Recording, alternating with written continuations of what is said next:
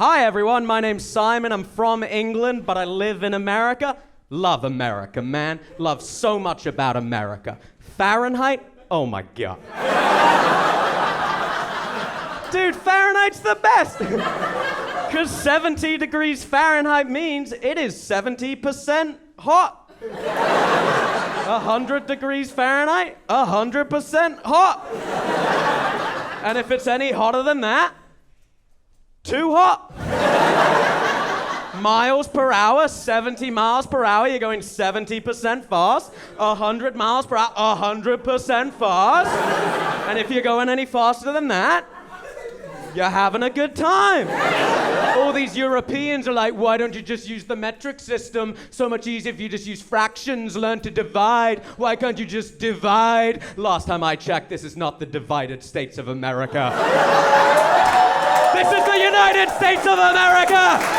And we do things to 100 around here. Our biggest bill is 100. The yards in a football field are 100. We drive to 100. We heat up to 100. Our president is 100. This! I've lived in this country too long, man. I got the haircut of a St. Louis lesbian, so... I know I've lived in this country way too long, man, because last week I heard another British guy talking, and my first thought when I heard his voice was, why are you talking? Like an idiot. He was like, oh yeah, mate, me and the geezers, we're well knackered from the weekend. We saw some fit birds, shanked some pints, had some proper naughty banter in it. I was like, those aren't real words. Speak English, motherfucker. This is America. He started speaking to me. He was like, what do you think of England's football at the World Cup? I said, it's called soccer. You Revolutionary War losing piece of shit. He was like, oi mate, you're being a bit of a cunt. I said, we don't use that word over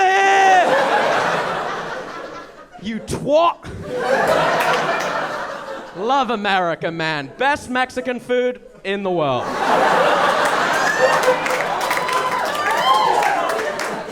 Told that joke at a college campus recently, and I am now president of Liberty University.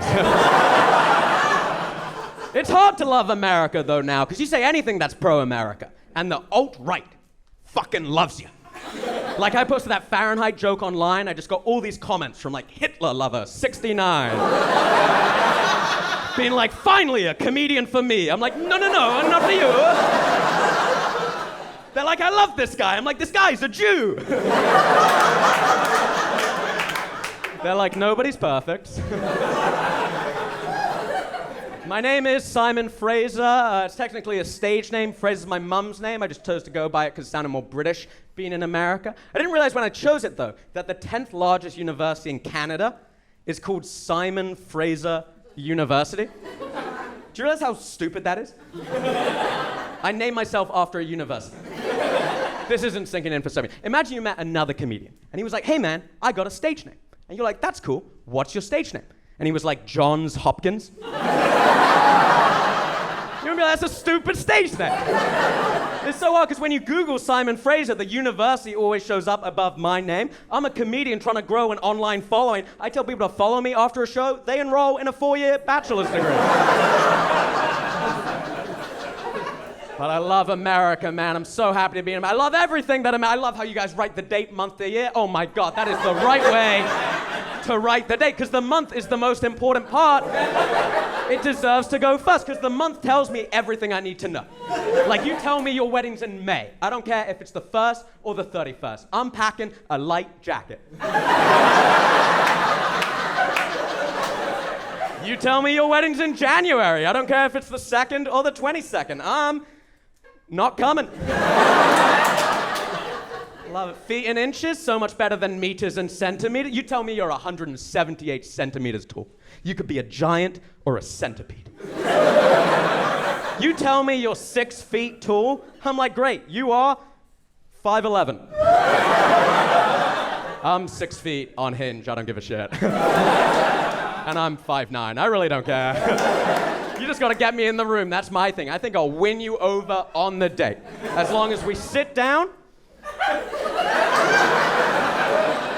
and we stay sitting down. I was on a date with a girl, we had one drink. She was like, do you wanna go for a walk? I was like, don't do that on the first date.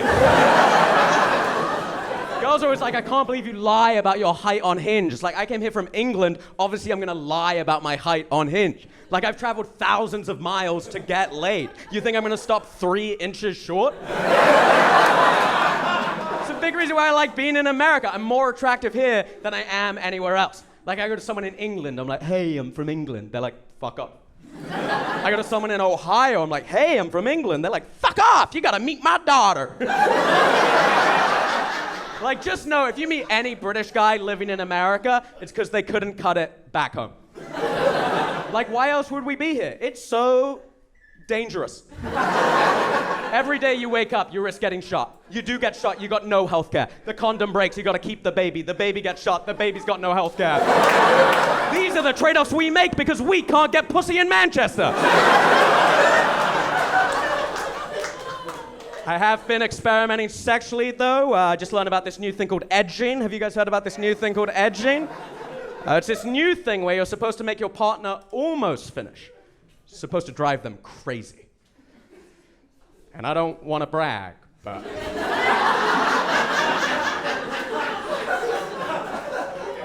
I've been doing that all my life. Girls love it. They're like, Simon, I was so close. I'm like, hell yeah, you were. They're like, Simon, it's unfair how you always finish and I never do. I'm like, I thought Americans love first responders. They're like, I'm leaving you. I'm like, but how can you leave if you never came in the first place?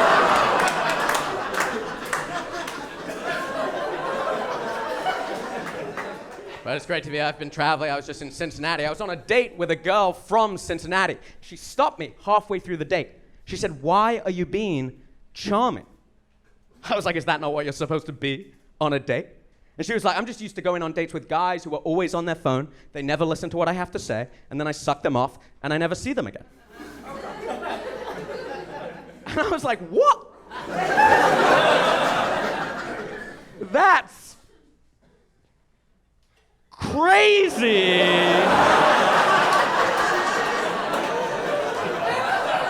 She said, but you're different. I said, what did you say? I wasn't listening.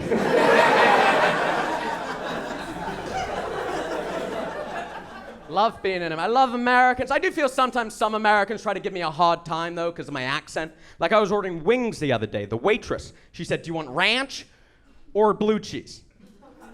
I said, I'll have the ranch. And she said, I'm sorry. What was that? And I'm like, look, lady, I know I didn't quite say ranch, but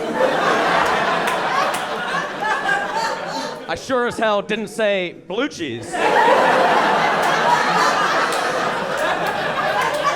Like, in what world did you hear me say ranch? And you thought to yourself, did he just say blue cheese? Like, I said the word. It wasn't even like you said, do you want fries or a salad? And I said, I'll have the chips. No, I went along with your American word, which makes no sense. You can't just name a sauce where you get the ingredients from. Ranch should be called cowboy cream, by the way. That's the right word for ranch. Then I went to a bar. I tried ordering a water. The bartender said, what? I said, a wart. He said, what? I said, a wart. He said, what? I said, a wart. He came back.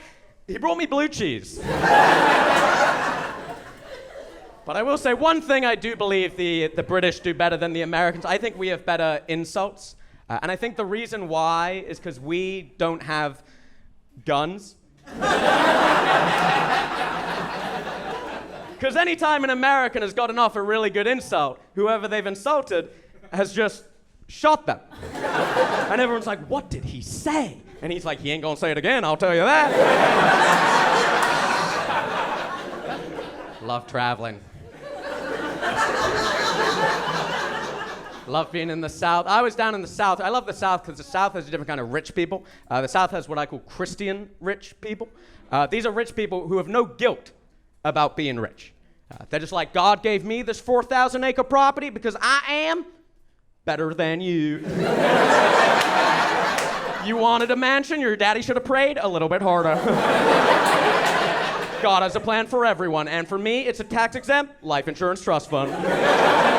It's cool because everywhere else, people are so guilty about rich, they even say they're rich, right? You know, they always use another word, privilege. They're like, I grew up privileged. My family is privileged. It's like, no, say you're rich. Because sure, privilege is correct, but you're hiding the truth. That's like someone being like, I'm on antibiotics. It's like, you have chlamydia.